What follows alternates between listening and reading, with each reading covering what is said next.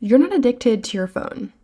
You're addicted to the parasocial relationships on it. About a week ago, I was in my bath, as I do, and I had this thought about the significance of the celebrity.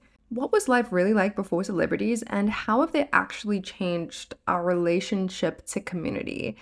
Whenever people try and go cold turkey off of their phone, there's this general idea that social media is the problem. There's the idea that we spend too much time scrolling.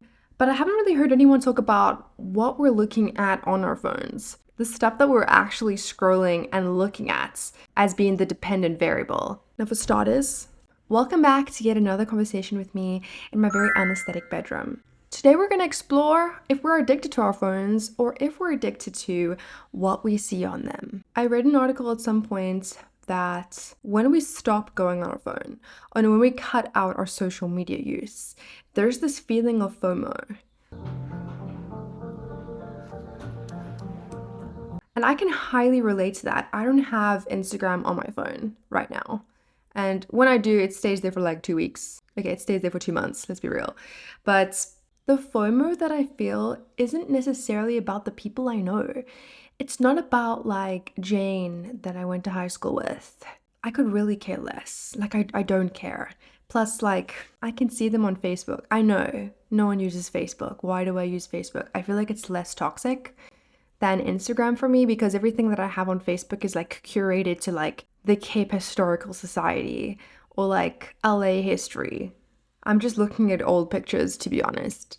So it's not toxic. And so that begs the question of why Instagram is something that I do find to be toxic. And like I said, the FOMO isn't Jane from high school. I don't feel the need to know. I feel like the people that I need to be keeping up with are people that I actually am keeping up with. I'm seeing them, we're texting. And if we're not, like I don't really care.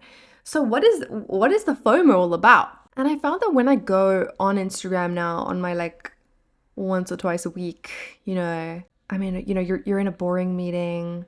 Everyone's talking about you. Like, you're like, why am I even in this meeting? What am I doing here? What am I actually contributing? Suddenly I found myself on Instagram web. And there's a page I follow called Did You Just Say Wig? Or Did You Say Wig? And I feel like it's like, oh my God, I'm getting like the pop culture breakdown that I've missed for the last week. And that is where the FOMO lies. The FOMO lies with people we don't even know. We have no relation to them. It's pop culture.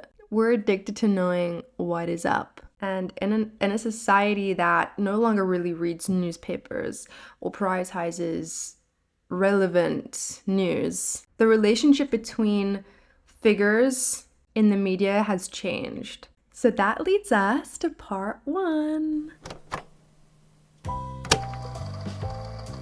Life before celebrities. Okay, so where did celebrities come from? Okay, there were always people that we admired. That's just a human need. Humans will always find someone to look up to. And in the past, what we looked up to were figures of royalty, religious figures, explorers, artists. Fame was localized and symbolic. It wasn't intimate. And admiration was rooted in distance and hierarchy. So in the invention of the celebrity by Antoine Lilty, we can see the start of this movement in Voltaire's Return to Paris. He states, in February 1778, Voltaire, then 85, returned to Paris after a 30-year absence. Any Parisian considered to be a writer made an effort to celebrate and catch a glimpse of the man on everybody's lips. Great amounts of people flocked to the home of the Marquis de Villers, and this was generally cited as a symbolic sanctification of the writer. The moment when Enlightenment philosophers gained social and cultural prestige, liberating them from their traditional role and giving them instead a secular and spiritual power that reached the zenith of the age of Romanticism. This is yet another example of how fame was limited to people in this hierarchy of royal figures and very special thinkers. In The Stages of Celebrity by Matt Tutel, he mentions, what appears to have changed is how we arbitrate social achievement and the type of people we reward for social achievement. Now, Voltaire was a very important philosopher, and if you're celebrating local celebrities that are exploring new lands or contributing majorly to the artistic landscape of that region. This was a normal occurrence to celebrate. At this point, innovative thinking took precedence over the entertainment realm. This actually links back to a point by Mercier, where he states that to take the public stage was a philosophical strategy, a way to fight for the truth, a way to change the minds and the manners of the public. But what happens if the public speech is a cabaret show? If the philosopher is simply an entertainer who could just as well be replaced by a circus performer? There wasn't as much prestige in being in the entertainment realm. And that was limited to people that innovated and were part of this noble society. Then we look at the birth of the celebrity, and we're looking from around the 1800s to the 1930s. There was a big role that Hollywood played in producing celebrities because they produced personalities. Studios manufactured personalities that would resonate with their audiences. And this is why, if you've ever seen the show Hollywood on Netflix, it's really underrated. I feel like I don't know anyone else who's watched this, but I've literally seen it like 3 times. It is so good. And one thing you'll notice in that show is it's normal for rising stars to change their name, the same way that why was I gonna say The Rock? Oh my god. The same way that Marilyn Monroe changed her name, and Rock Hudson. This was the beginning of the parasocial relationship. So, definition. Parasocial relationships, coined by Horton and Hall in 1956, was the idea around audiences bonding with media characters. So, magazines like Photoplay also led this narrative because they would publish pieces on the celebrity and their personal life that we didn't really have access to before. We didn't have like articles about, from the king being like, oh, this is what it's like to live in the palace. We didn't have articles from noble clergy about what their morning routine was. So suddenly we were personalizing stars' private lives. And if you were to watch a movie like Gentlemen Prefer Blonde, for example, now I'm thinking about Marilyn Monroe, and you were like, oh my gosh, like she's so ditzy, she's so cute, like I want to be with her. You kind of like, you connect to her in some way. You're gonna also feel more connected to her when you're reading about what she's eating for breakfast and what her morning routine looks like. Okay, so 2 things. First of all, the more personal it gets, the more related we feel. And this is the self-disclosure reciprocity bias. Our brains interpret it as intimacy, even if it is one way. And the second thing is the more related we feel, the more bonded we get to this person. And this is grounded in the similarity attraction theory, where we're drawn to people who reflect our own experiences, values, or insecurities. So for the first time in human history, admiration felt personal, it felt intimate. This was the birth of the parasocial relationship. Other examples of this kind of like blowing up at the time were fans writing to Elvis to his home address. Fan mail was suddenly a huge craze, writing to Oprah. I actually even saw a TikTok the other day of this woman following Keanu Reeves to his car and yelling out like, "It's your true wife." Fan try to open Keanu Reeves' door. This is insane. It happened a few days ago. He's in New York City because he's part of a Broadway production, and he's walked to his car by security. You can tell the security in red, there's something going on behind him as they were closing Keanu's door, and the car goes, and you can see this woman just go straight to the car, screaming Keanu's name, saying, listen to my voice, I'm your divine wife." As the car continues to run away, So like mass media created these shared idols, but the relationship still required passive consumption. It was one-sided. You couldn't talk back. Okay, now I'm gonna get to the modern parasocial relationship, and I'm gonna outline 2 kind of versions of this that we've lived through in the last like 30 years. And I'm gonna subgroup them in 2 ways. Number 1, relatability, and number 2, aspiration.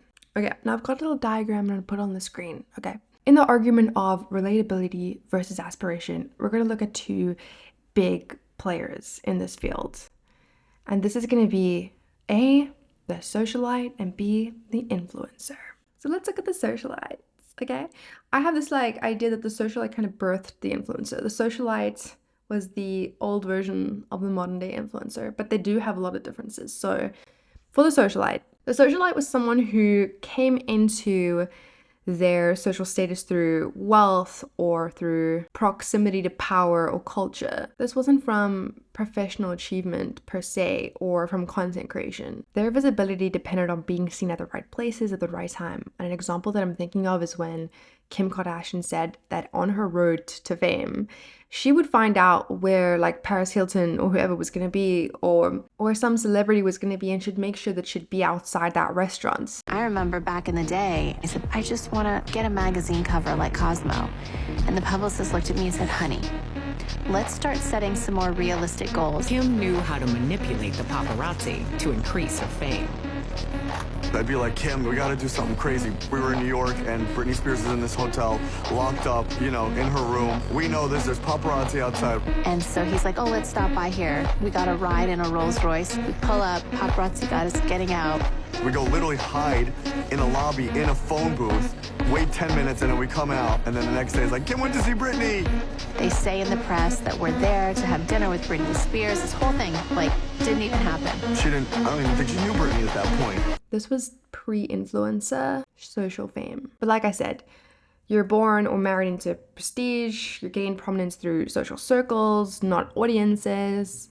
You're famous for attendance at places. And this symbolized exclusion and aspiration rather than relatability. So some examples of these would be like 1920s flappers, 1950s debutantes, 2000s it girls like Paris Hilton or Nicole Richie. Socialites kind of thrived on social hierarchy, and fame was almost reflected as a inherited status. Okay, now for the influencer. So the influencer was a person whose fame and influence comes from creating and distributing content to a digital audience, and then generating perceived intimacy and trust. Their connection depends on visibility and engagement, and often starts with relatability, with the ability to relate to other people. So how they differ from a socialite is this was self-made visibility. They were famous for sharing their lifestyle.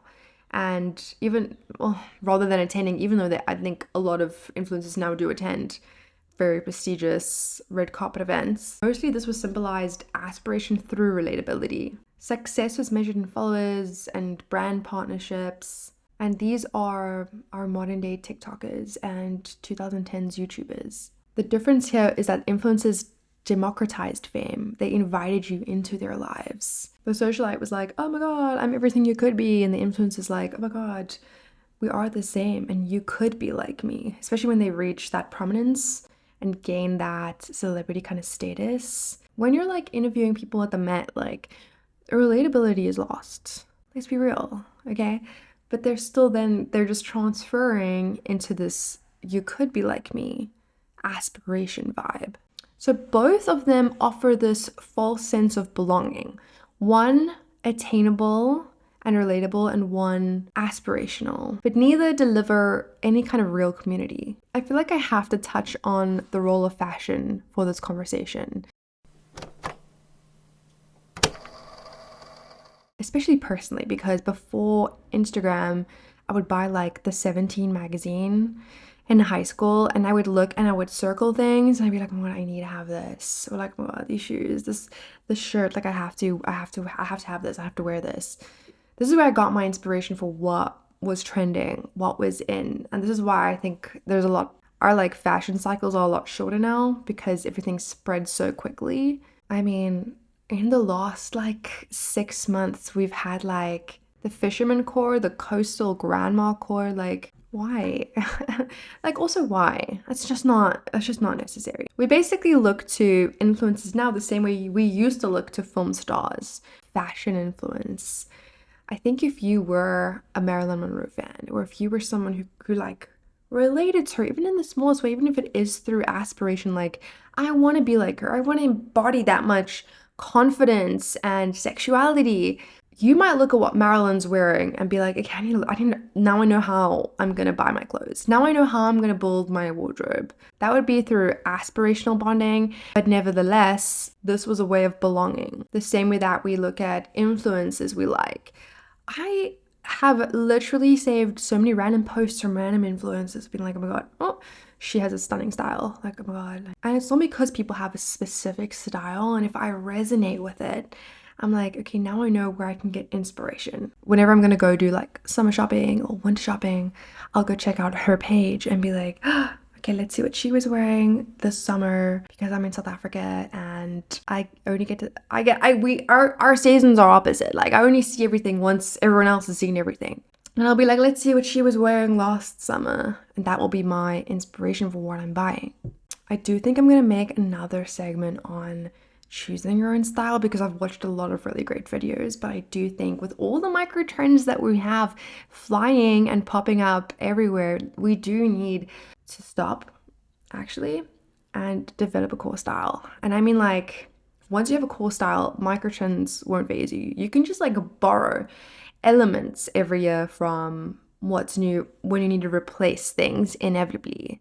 But we're not like changing up our entire style.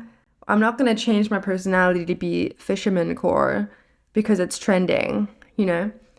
That's for another discussion, but anyway. Fashion has always been a means of belonging. In the early 20th century, we looked to film stars and socialites to decide who we wanted to be. Not because we cared about fabric, but because imitation was a way of participating in their world. When mass production arrived, it didn't just flood us with clothes, but also with choices, as I've now just mentioned. And with the same choice came anxiety. We need to define ourselves through what we consume. That's where like identity shifts from something communal to something that becomes performative. We no longer feel like we inherit something. We need to assemble it, like one trend at a time, one celebrity at a time, one influencer at a time, one aesthetic at a time. And I think this is how parasocial relationships deepen. By watching and participating and emulating, we feel part of something larger. The influence isn't just the lipstick. They sell you a version of selfhood, and we end up building ourselves through other people. The Journal of Business Research actually released an article where they showed that the more affinity we have towards a celebrity, the more likely we are to be influenced by their fashion choices and dress, which just supports what I just said. I personally feel and what I personally experience when I'm choosing my winter and summer wardrobe and I'm going to my celebrity or influencer style icons and being like, what did she wear last season? And I know that this isn't just me because I've seen so many videos of people being like, oh my god, I'm gonna recreate Rachel Green's outfit. A paleontologist would wear. You know, if I can actually do my own laundry, there isn't anything I can't do. Oh, wish me luck. What for? I'm gonna go get one of those job things. Just dressing Parisian chic. The fact that people are dressing coastal grandma shows that we want to identify and belong to something bigger than us. Unfortunately, this is also where it becomes an economic relationship. I'm going to talk about the role of identity now because I feel like this is very important as we've now come to hear. Mass production created this need for identity. Choosing and identifying with a celebrity, whether it was a film star or whether it is an influencer that we related to, helped us think of how we define ourselves. And this also birthed parasocial relationships. In the modern parasocial era, we watch their TikToks every day. We watch their what I ate for breakfast this morning, my night routine, my like summer haul, clothing haul. I stocked my fridge, so I have been loving a boiled egg recently. And we have so much information on them that we feel so connected to them in a way that they never will because they don't know us. This has led us into what I will say is the loneliness epidemic.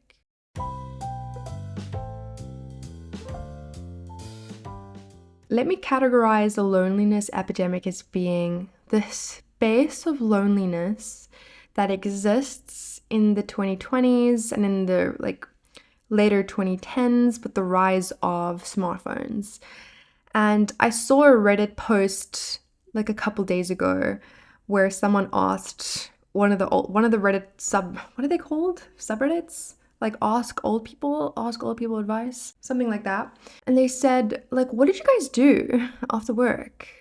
And someone replied, no, we literally hung out. Like, we would go to bars every evening or would go to like a coffee house every evening. And I thought, is that actually like friends? Do people actually live that way? Because I don't live that way. I mean, maybe other people live that way. I don't. And it's because we feel so much closer to people now than we actually are. Even like being able to text someone, it makes us feel closer to them, it makes us feel like we have more community than we do. So this YouTube channel called Medieval Mindsets posted this video that came on my feed, which was like, I'm going to convince you why it was better to live in 1325 than it is to live in 2025. And they had a few like really good points. So number one was that medieval life was really deeply connected. You had community all around you.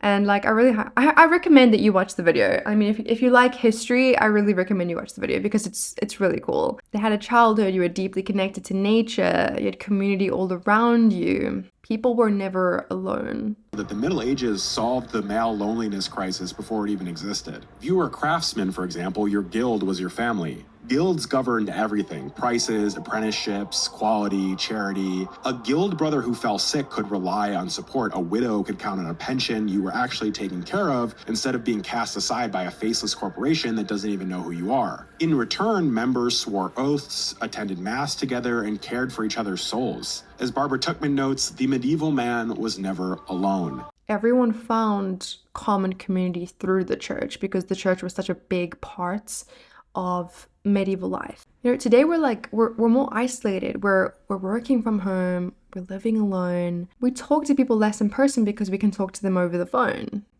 It's not meant to be a rhyme. We have this illusion of closeness. This is why our generation is so depressed. There's this modern loss of shared experience. We are scrolling for community, but we're settling for spectatorship. I'm not going to be pushing the church or anything like that, and this is nothing based on my personal religious beliefs, if I have any. But I think it's worth mentioning something else that I got from that video, and I also got from a few other sources, which is the spiritual substitution theory. Which is that as organized religion declined in the West, could celebrity culture have filled the void of worship and ritual and community? So in the medieval mindset, he notes how meaning and purpose were never something that you wonder too much about. God's sovereignty was everywhere, and medieval people were comfortable with the idea of looking at a sunset or a creature in the forest and just pondering the beauty of creation. A monk might see a rainbow and burst into tears because it was, to him, God's brushstroke in the sky. Mystics like Meister Eckhart spoke of finding God in the silent stillness of the soul, while the visionary Angela Foligno described herself as inebriated with the love of the divine. Because education was received in sermons at church, and education wasn't as accessible as it is today, the medieval mind was metaphorical and allegorical. So even like a strike of lightning or a rainbow had meaning. Life was filled with purpose because we lived so close in community to churches and to families and to guilds, and we didn't have phones, and we were actively part of the community. So if religion once gave us purpose through shared story and ritual, celebrity gives us the same feeling through constant performance and confession. And after watching this, I did research if the decline in religion has led to a loss of identity. And for starters, Erik Erikson defines identity as a subjective sense of invigorating sameness and continuity. And if we just take that phrase alone, we just take that line alone, going from fisherman core to grandma core to cottage core to coquettes is already a lack of sameness and identity, which further shows that our generation doesn't have this sense of self that's deep rooted in our core if we're looking for ourselves or performing our identity constantly. The second way that Erik Erikson phrases identity is that it's at the core of the individual and in the core of his communal culture. Okay, big wow. Big wow for that one. Okay, let me tell you why. What is our communal culture now? Maybe you do go to a church. Maybe you're like really into tennis and you go to like a tennis league and you hang out with your tennis friends. You've got an identity. That's great. I'm not talking to you. You're fine. I'm talking about most of the rest of us who don't really have a community. And I feel like it's kind of funny because like in high school, I tried really hard to get out of sports. And I know a lot of other people didn't. My friends and I would like try and skip out as soon as possible. And now I'm like, okay, I'm looking at places to pay money to go and have an extramural, to go and have something else to do, a community, a club to be part of. I think I can confidently say that the bigger part of the world's communal culture is streamlined on TikTok and on Instagram, because that's also where we see our community. Even if you are in a tennis league, this is where we catch up with people. This is where I see what everyone's up to the weekend. And it's also where we're seeing all of these micro trends. Research has shown that religion does play a role in identity as well. And from the medieval lens, metaphorical and allegorical thinking, they never lacked purpose or identity through that. We stopped like inheriting identity from community and religion, and we started constructing it through the culture that makes up our daily lives. And if we're on our phones all day looking at celebrities and influencers, promoting micro trends, whatever, is that what becomes our new mirror? Okay, next section. This deserves its own section heading. The emotional economy. I don't know why I said that in such a sad voice. I'm sorry. I feel like I'm very introverted and I'm like, the more I talk, the more tired I get. I don't mean to sound sad. I'm fine, I swear. Okay, so there's this kind of life cycle, right? Celebrities give us curated vulnerability. We feel intimacy, and then platforms profit. Okay? So in Antoine's book from earlier, he states that mass media and the commodification of society dominated political propaganda, the culture industry, and marketing. Even the concept of publicity was totally subverted. It became another name for advertising, a way to condition minds to accept commercial products or politicians. It allows the denunciation of alleged vulgarity and emptiness of our age, dominated by spectacles and merchandise, political storytelling, and the invention of ephemeral stars. For any girlies out there, we might have like recently seen I don't know when I'm gonna post this. This is probably gonna be posted in like a couple of weeks from time. So it's probably gonna be old. This is old news by now. But anyway, Kylie Jenner has basically reignited the King Kylie era. And for a lot of people, this was reminiscent of like a really good time in life, you know? And I feel like it was actually so clever. It was so cleverly done. The music of the time period, redoing that song, Fourth Strike, it's pulling us in using all these emotional triggers. But for me, one thing I did notice is when we're talking about the King Kylie era, it also reminds me of the skinny tea era. She literally turned herself into something marketable. She used her fame and she used aspirational marketing to build herself an empire. And like, good on you, girl. Like, honestly, good on you. But I do think we need to be more aware of it. The Journal of Business Research literally did a study called The Influence of Parasocial Relationship in Fashion Web on Consumer Equity. And they said, firms wishing to capitalize on such bonds employ web celebrities to establish these parasocial relationships. They can then more effectively promote or communicate their products or services to consumers. Like, that is mind-boggling. That is like actually scary. There is this emotional currency where we are exploited and used through the lens of curing this loneliness that we don't even realize is happening, that most people don't realize is happening. Because why do we care? Why do we actually care about these people? I don't think I've ever like personally bought anything from Kylie Cosmetics. Or like even when I see things that are like sold out so quickly, I don't get it. But I think it's because I'm just like really frugal as fuck. I truly don't get it. Like I use Essence. No one should ever put me on Vogue because like this is my makeup. I mean, this is actually great. This is Wet n Wild. Oh my god, I'm so broke. Oh my god, I'm so frugal. Okay, I'm not bragging about not caring, but the fact that we do care is important because it's showing the psychological backbone that most of us subconsciously care about how invested we are in these people, and it creates the influencer playbook. Okay, the influencer playbook. Here it goes. Number 1, get big by being relatable, etc. Number 2, amass a large following / fan group. And number 3, sell products and capitalize on the parasocial relationships that you've built. Bam. That is the influencer playbook. If you can amass a large-ish group of people to believe in you and like adore you and whatever, follow you, you can profit off of them. That's like the hard truth. It's sad, and it's because it's like, oh my god, now I feel closer to you. And like what's also crazy is like how many influencers are being like, no, this isn't merch, this is a brand. Like, I'm building a brand. Like, it's merch. The Journal of Business Research also showed that an important linkage between customers and business is the parasocial relationship. It's been stated. I'm not trying to convince you of a theory. This is tested. This is in literature. So in our 2025 year of the Lord, our loneliness is not an accident. It is a business model. I saw like a one-liner while I was researching the segment where Hume suggests that culture is a commodity produced for gain, whether pecuniary or otherwise, and then offered for sale to the public.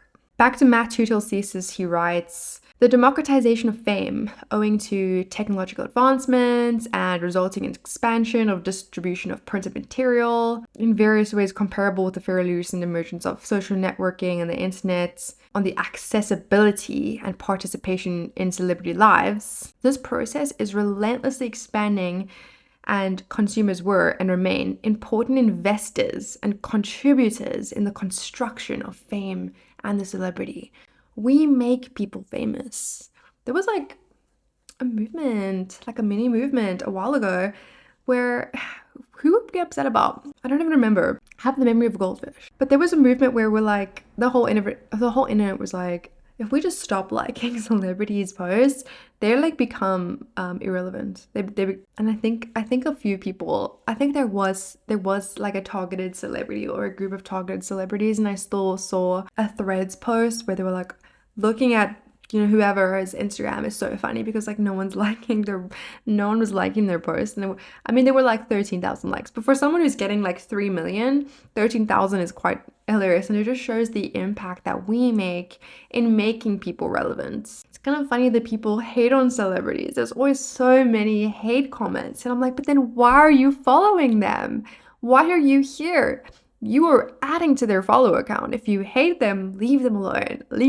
Just go. So, in conclusion, humans have always needed belonging and meaning in our lives. Before, like, the common celebrity culture that we have now, we found meaning through religion, through shared community, shared identity. Even if you were like a blacksmith, you would have a guild, you'd have identity through that group. And as industrialization, capitalism, and mass production kind of eroded those bonds, celebrity culture and influencer culture has emerged to kind of fill that void. And that's why we feel connected. First through aspiration, or either through aspiration or through relatability.